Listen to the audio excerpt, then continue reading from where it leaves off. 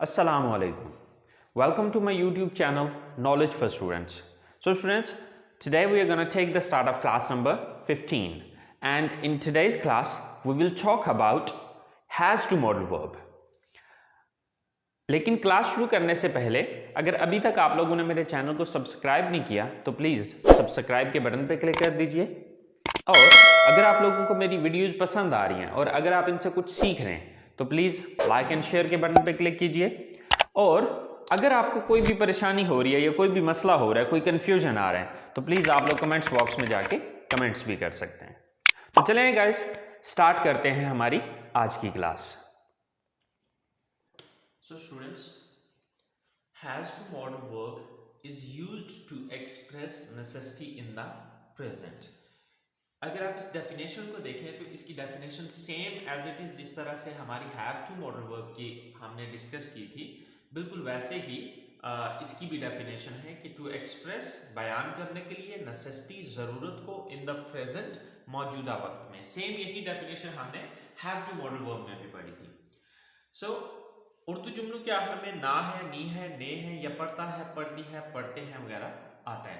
So students, has to and have to modal verb बहुत important है, वो इस सेंस में कि हमने जो कुछ भी करना है, मिसाल के तौर पे मैंने खाना खाना है, मैंने कॉलेज जाना है, मैंने ये काम करना है, मैंने ऐसे करना है, मैंने वैसे करना है, मैंने कपड़े चेंज करना है, मैंने ग्राउंड में जाना है, मैंने अपने दोस्तों से मिलना है, मैंने अपने होमवर्क लिखना है, मैंने काम करना है, मैंने ये करना है, मैंने वो करना है, यानी कि इस जैसी जितनी भी स्टेटमेंट है या जिसके एंड पे पढ़ता है, पढ़ती है, पढ़ते हैं वगैरह आता है, तो इस तरह के जितने भी सेंटेंसेस होंगे वहां पर हम हैज टू और हैव टू का यूज करेंगे।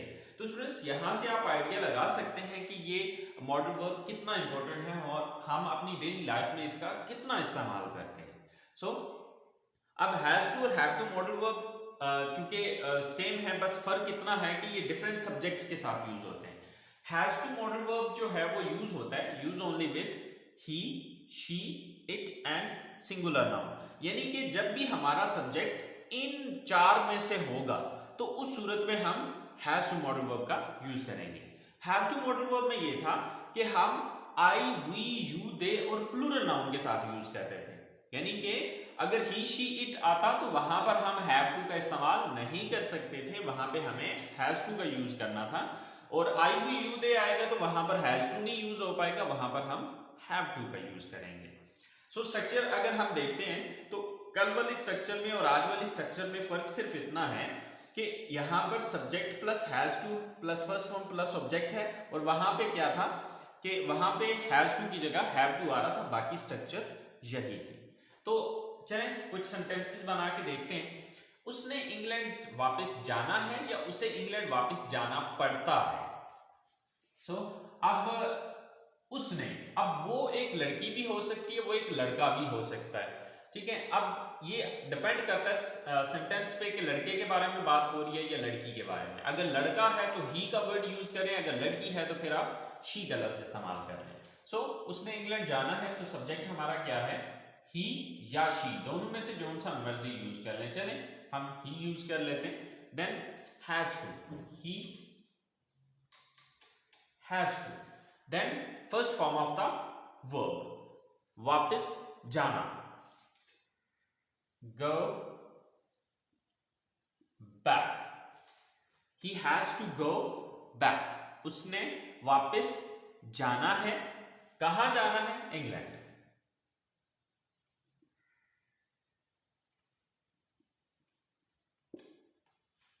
He has to go back to England, उसने इंग्लैंड वापस जाना है या उसे इंग्लैंड वापस जाना पड़ता है। सो आसिम को इस मुकाबले में हिस्सा लेना है या आसिफ को इस मुकाबले में हिस्सा लेना पड़ता है। सो सब्जेक्ट कौन है यहां पे, Asim. Then has to, Asim has to, verb क्या है यहां पर, हिस्सा लेना, participate.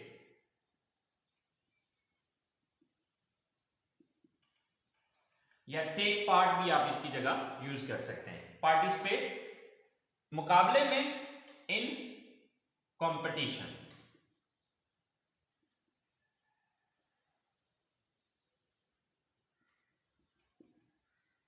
So Asim has to participate in competition. Asim ने मुकाबले में हिस्सा लेना है या आसिम को मुकाबले में हिस्सा लेना पड़ता है। सॉरी, इस मुकाबले में इन दिस कंपटीशन, सॉरी यहां पर दिस भी आएगा। So Asim has to participate in this competition.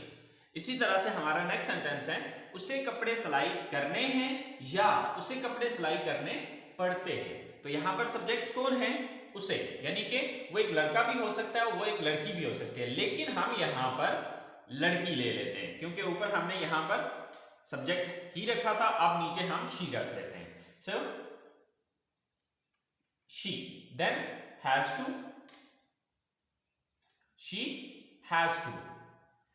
Verb क्या है यहाँ पे? काम कौन सा करना है उसने? सिलाई करनी। सिलाई करना की इंग्लिश होती है sew. She has to sew. क्या सिलाई करना है? कपड़े। She has to sew the clothes.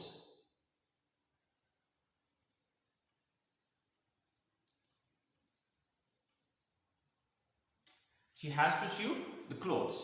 उसने कपड़े सिलाई करने हैं या उसे कपड़े सिलाई करने पड़ते हैं। सो स्टूडेंट्स, ये हमारे हैज टू मॉडल वर्ब की पॉजिटिव सेंटेंसेस हैं। सो आई होप सो आपको ये चीज समझ में आ गई होगी, ये चीज क्लियर होगी। और स्टूडेंट्स इसको बहुत अच्छे से समझिएगा क्योंकि ये हमारा बहुत इंपॉर्टेंट मॉडल वर्ब है, has to and have to, क्योंकि हमारी डेली लाइफ के अंदर इसका बहुत ज्यादा यूज होता है। तो चले आए, अब हम बात करते हैं इसके नेगेटिव सेंटेंसेस की। So students, has to modal verb के नेगेटिव सेंटेंसेस की जो स्ट्रक्चर है वो है subject plus does not plus have to plus first form of the verb and then object। अच्छा स्टूडेंट्स, इस स्ट्रक्चर को देखने के बाद आपके माइंड में एक कंफ्यूजन आ रहा होगा और वो कंफ्यूजन ये होगा कि मॉडल वर्ब तो हम हैज टू पढ़ रहे हैं, लेकिन यहां पर जो स्ट्रक्चर के अंदर आ रहा है वो हैव टू क्यों आ रहा है? असल में जब हम पॉजिटिव सेंटेंसेस को डिस्कस कर रहे थे तो पॉजिटिव सेंटेंसेस के अंदर आपने देखा कि हमारा जो मतलब डिफरेंस आ रहा था वो सिर्फ हैज और हैव का आ रहा था, ठीक है। लेकिन जब हमने इसको नेगेटिव में कन्वर्ट किया तो नेगेटिव के अंदर अब हमारे पास जो डिफरेंस आ रहा है वो डू और डज का डिफरेंस है। अच्छा, अब ये डू डज कैसे बना और हैज जो है वो हैव में किस तरह से कन्वर्ट हुआ, ये अभी मैं डिटेल इसलिए नहीं बता सकूंगा क्योंकि ये डिटेल हम प्रेजेंट इंडेफिनिट टेंस को जब हम पढ़ेंगे तो वहां पर ये डिटेल समझ आएगी कि ये हुआ कैसे। क्योंकि अभी अगर मैं आपको ये चीज बताऊंगा तो आप कंफ्यूज हो जाएंगे, इसलिए फिल वक्त आप इतना ही जहन में रखें कि हमारा जो सेंटेंसेस को डिफरेंशिएट करने के लिए जो हमें जस्ट एक वर्ड का डिफरेंस चाहिए था वो पॉजिटिव सेंटेंसेस के अंदर हैज और हैव का था, लेकिन अब नेगेटिव सेंटेंसेस में डू और डज का डिफरेंस आ रहा है, ठीक है। बकिया इसकी जो डिटेल है वो इंशाल्लाह जब हम प्रेजेंट इंडेफिनिट टेंस डिस्कस करेंगे तो वहां पर इसकी डिटेल आपको समझ आएगी कि डू डज कैसे बना और हैज हैव ने किस तरह से कन्वर्ट हुआ, ठीक है। तो चलें इससे आगे चलते। अच्छा, उसने होमवर्क नहीं लिखना है या उसे होमवर्क नहीं लिखना पड़ता है, ठीक है। तो अब ये ही भी हो सकता है, शी भी हो सकता है। तो सबसे पहले सब्जेक्ट लगाना है, तो सब्जेक्ट क्या है यहां पे? हम शी ले लेते हैं। She then does not then have to. She does not have to. क्या करना है? लिखना है। वर्ब क्या है यहां पे? लिखना, right.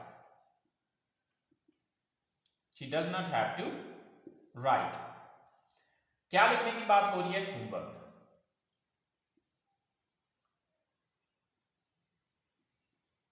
She does not have to write homework। उसने होमवर्क नहीं लिखना है या उसे होमवर्क नहीं लिखना पड़ता है। अब देखिए नीचे वाले सेंटेंसेस में मैंने सिर्फ ना है का सेंस लिया, पढ़ता का नहीं लिया।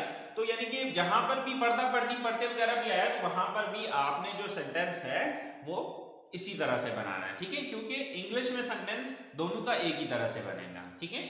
और नेक्स्ट सेंटेंस है हमारे पास, सोनिया ने इस कॉलेज में दाखिला नहीं लेना है। तो सब्जेक्ट कौन है? Sonia. Then does not. Sonia does not then have to. Sonia does not have to. Verb क्या है यहां पे? दाखिला लेना। So take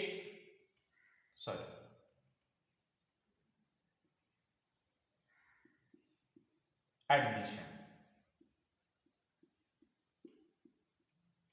Sonia does not have to take admission इस कॉलेज में, in this college. Sonia does not have to take admission in this college, कि सोनिया ने इस कॉलेज में दाखिला नहीं लेना है। ठीक है। अच्छा, नेक्स्ट हमारे पास सेंटेंस है कि उसे आज खरीदो फरोख्त के लिए नहीं जाना है। सो उसे अब हम लेते हैं कि वो मेल भी हो सकता है तो फीमेल भी हो सकती है। अगर मेल है तो ही का वर्ड यूज करेंगे, अगर फीमेल है तो शी का लफ्ज इस्तेमाल करेंगे। तो फिल वक्त अभी हम इसको ही कर लेते हैं। सो ही then does not then have to, then first form of the verb, यहां पर verb क्या है, काम कौन सा करना है, जाना है। she does not have to go, she does not have to go, उसने नहीं जाना है खरीदो फरोख्त के लिए, for shopping।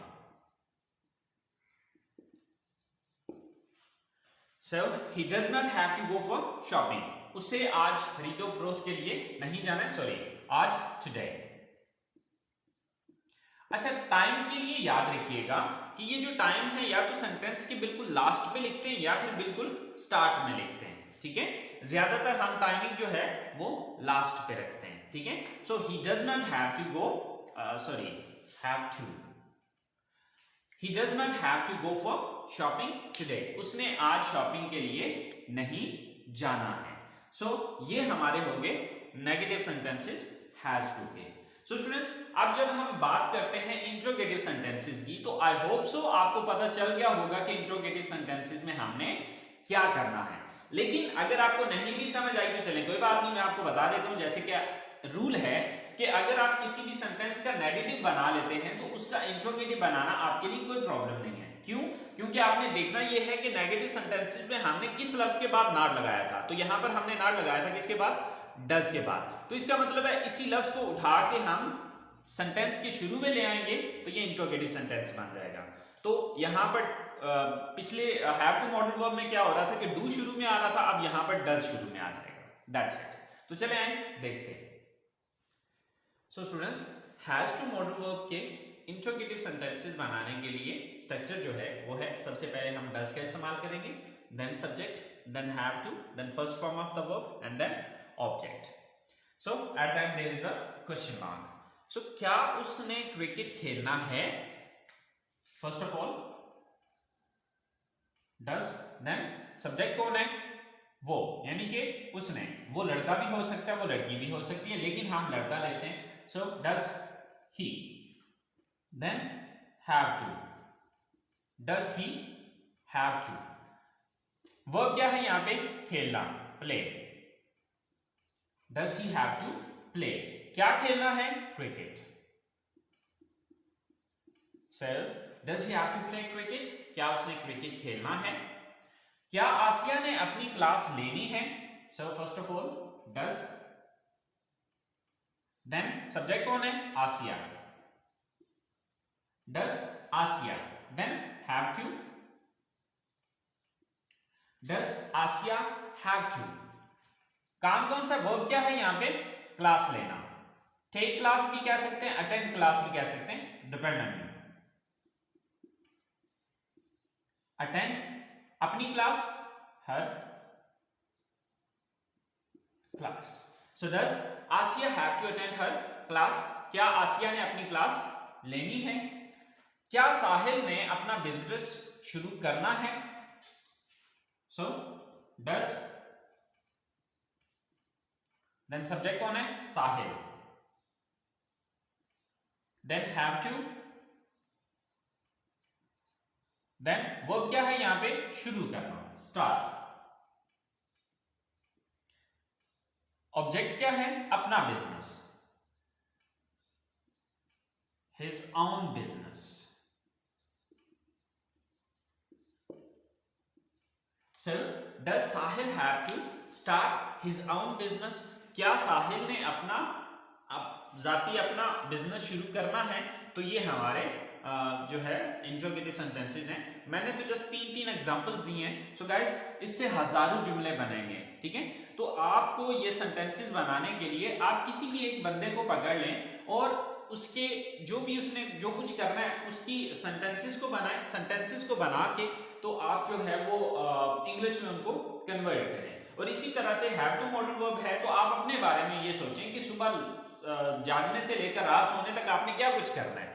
तो उन सारी सेंटेंसेस को पहले उर्दू में लिखें, लिख के फिर उनको इंग्लिश में कन्वर्ट करें। मिसाल के तौर पे मैं ये कहता हूँ कि मैंने सुबह उठना है, मैंने वजू करना है, मैंने नमाज पढ़नी है, मैंने कुरान पाक की तिलावत करनी है, फिर मैंने तैयार होना है, मैंने नाश्ता करना है, मैंने कॉलेज जाना है, मैंने अपनी क्लास लेनी है, मैंने घर वापस आना है, मैंने रेस्ट करनी है, मैंने मतलब सुबह जागने से लेकर रात सोने तक आपने जो कुछ भी करना है उन सारे पूरी अपनी पूरे दिन की एक्टिविटीज को नोट डाउन करें और फिर उसको इंग्लिश में कन्वर्ट करें, ठीक है। और वहां से आपको आइडिया हो जाएगा कि ये मॉडल वर्ब कितना इंपॉर्टेंट है और डेली रूटीन में आप इसका कितना इस्तेमाल करेंगे, ठीक है।